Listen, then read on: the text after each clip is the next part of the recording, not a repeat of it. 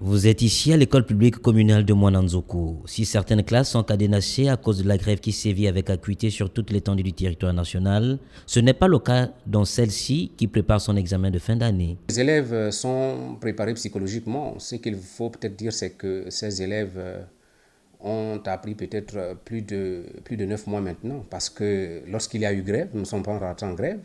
Et là, jusqu'à maintenant, ils sont en classe et je pense qu'ils sont même très pressés de passer ces examens et aller se reposer.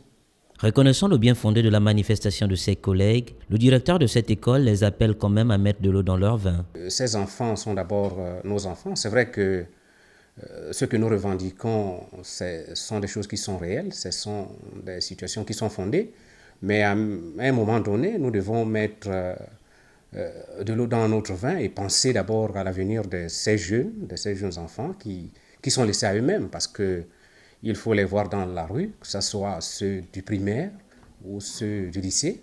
Parfois, on a l'impression que vraiment il n'y a personne pour venir à leur secours. Mais je dirais aux parents qui ont leurs enfants dans des établissements, que si le ministère décide de faire ces examens, qu'ils les fassent, parce que ce ne sont pas tous les enseignants qui sont en grève, ce sont plutôt les enseignants des classes intermédiaires qui sont en grève. Soucieux lui aussi de l'avenir des élèves du primaire et du lycée, Raymond Yola Lipango, maire de la ville de Lastorville, appelle les enseignants à mettre de l'eau dans leur vin afin de terminer l'année en beauté et en toute quiétude.